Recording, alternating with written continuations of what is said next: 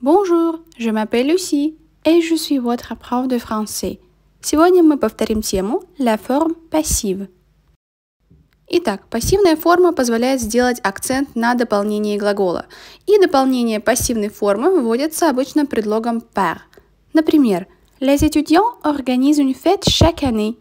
Или же une fête est organisée par les étudiants chaque année. Чтобы образовать пассивную форму, нужно взять глагол être и проспрягать его либо в présent, либо в futur simple, либо в futur proche, либо в passé composé, то есть в любом принципе времени. И добавить причастие прошедшего времени глагола participe passé.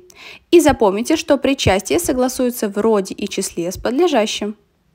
Например, les enfants feront les décorations, либо же les décorations seront faites par les enfants. Также помните, что с глаголами devoir, pouvoir, sembler, paraître в пассивную форму ставится следующий за ними глагол. Например, ils devront présenter leur projet bientôt. Или leur projet devra être présenté bientôt. Пассивная форма может также употребляться без дополнения. Такое часто встречается в каких-то газетах, в юридическом и административном языке. Например, il a été élu en 1995. Или же 10 personnes ont été blessées dans l'accident. Либо 3 suspects ont été arrêtés. Обратите внимание на то, что личные местоимения редко используются после par в пассивной форме. В этом случае нужно стараться выбрать другую конструкцию предложений.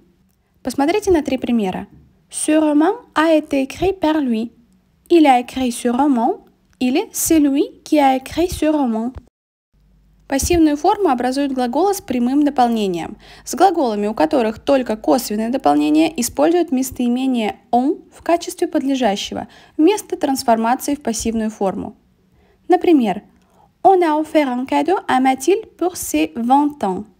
Как вы видите, здесь у нас глагол offrir и у него управление à, offrir à quelqu'un. Посмотрите на второй пример. La tour Eiffel a été construite à la fin du 19e siècle. Здесь, как вы видите, у нас глагол COD, то есть с прямым дополнением. Construire quelque chose. А сейчас резюмируем все изученное. Итак, пассивная форма используется для выделения подлежащего. Например, deux toiles ont été volées au musée d'Amsterdam. Также пассивная форма часто встречается в описаниях.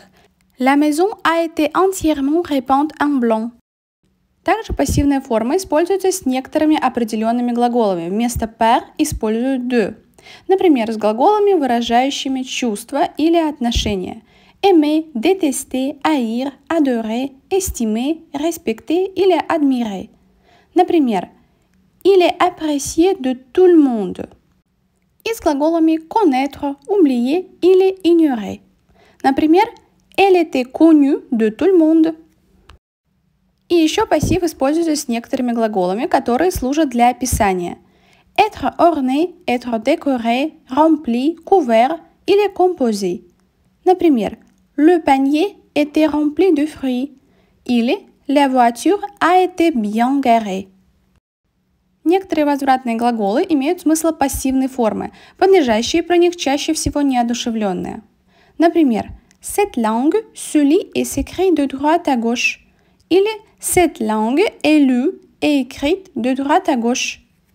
Или же ce médicament doit se prendre régulièrement. Или ce médicament doit être pris régulièrement. И также запомните, что глаголы se faire, se laisser плюс инфинитив употребляются в значении пассивной формы и подлежащий является одушевленным. Конструкция se laisser плюс инфинитив показывает, что подлежащее испытывает действие именно на себе. Например, je me suis fait vacciner contre la grippe. То есть это значит, что j'ai été vacciné contre la grippe. Или же elle s'est laissée insulter sans rien dire. То есть это значит, что elle a été insultée et elle n'a rien dit.